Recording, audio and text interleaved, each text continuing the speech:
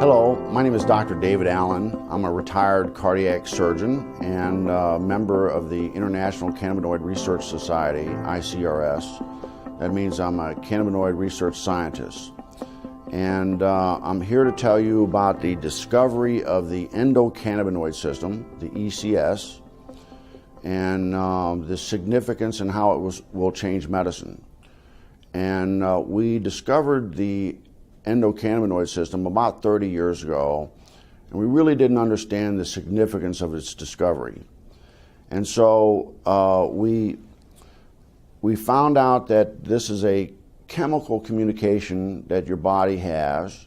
It's not electrical, it's chemical, and it's kind of like the hormone systems that people are familiar with. And your body makes these cannabinoids. They're endogenous, so they're endocannabinoids, and they perform some miraculous functions in the body. And we're just learning the significance of these functions. And basically, the endocannabinoid system is responsible for homeostasis. Most people don't understand what that really means, but it's the body's ability to maintain itself and function in the proper environment. And so it's critically important that doctors in the future understand this control mechanism.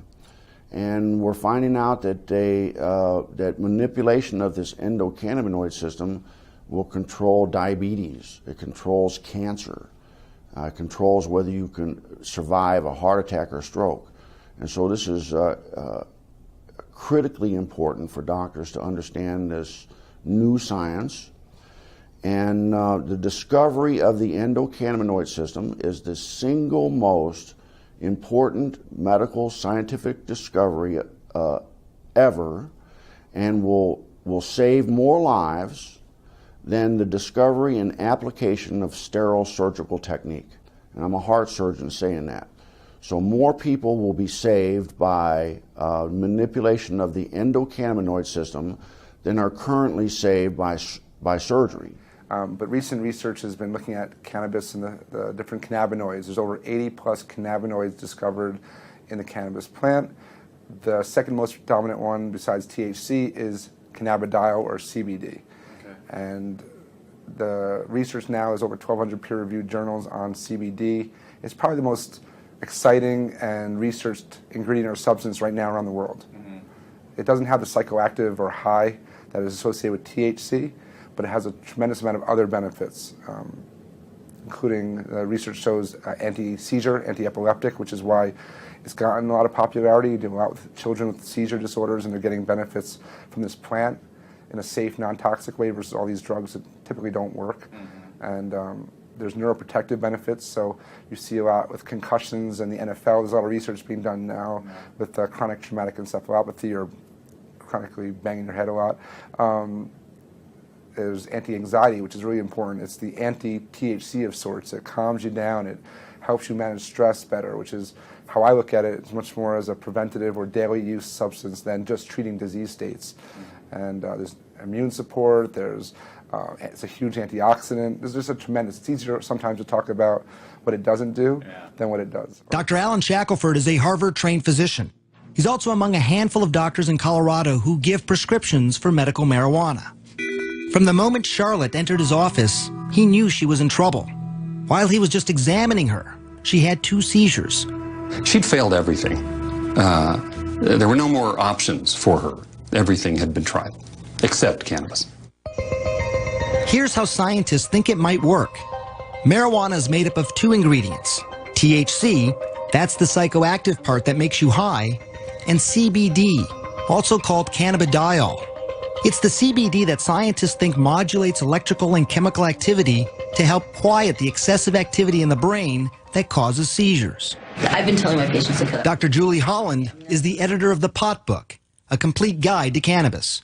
For a long time, the work on cannabis and epilepsy was sort of inconclusive. Maybe it works, maybe it doesn't. They couldn't quite figure it out. And it's only when they really started separating THC from CBD that they saw, definitively, yes, CBD seems to really stop seizures. So in the 1930s, they made tinctures. What were they making the tinctures for, and why were they doing these tinctures? Well, I mean, the medicinal uses of hemp are just numerous. The hemp helps, well, we can talk about the cancer effects of hemp, but it helps with inflammation. It's very anti-inflammatory. It helps with seizures. It's very effective with PTSD for the vets that are coming back that have post-traumatic traumatic stress disorder. Very effective at treating that. It's an anti-inflammatory.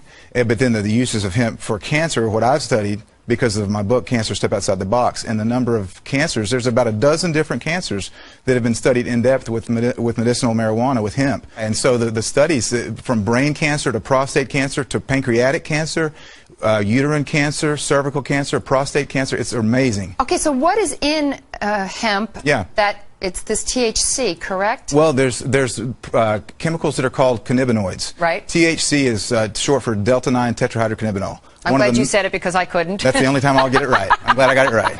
So that's the one, THC is the one cannabinoid that everyone's familiar with. That's the one that's psychoactive, and that's the one that gets you high if you smoke it. Okay. But there's other cannabinoids. One is called CBD, cannabidiol, and it's very medicinally used. There's no psychoactive component of CBD. So what do? Extract these and make tinctures, or you can make tea out of? You can make tea. You can eat it. It's a great superfood. You're into raw. A lot of people use raw hemp in their superfoods. Well, do you get high off of hemp if you eat it as a superfood? No, well, or just the seeds. You've got to heat the THC to make it become psychoactive. So people that eat the plant, they put in a smoothie.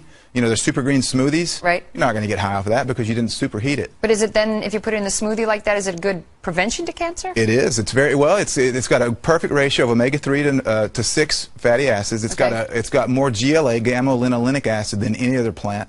So it's got some really great fats. You're well aware of the importance of good fats in your diet. Yeah. So hemp it's a perfect superfood to eat, but it's also medicinal. I just never understood why hemp had gotten such a bad rap, and now I understand that it was really politically motivated by somebody who owned basically trees and didn't want to be in competition with the hemp to make paper.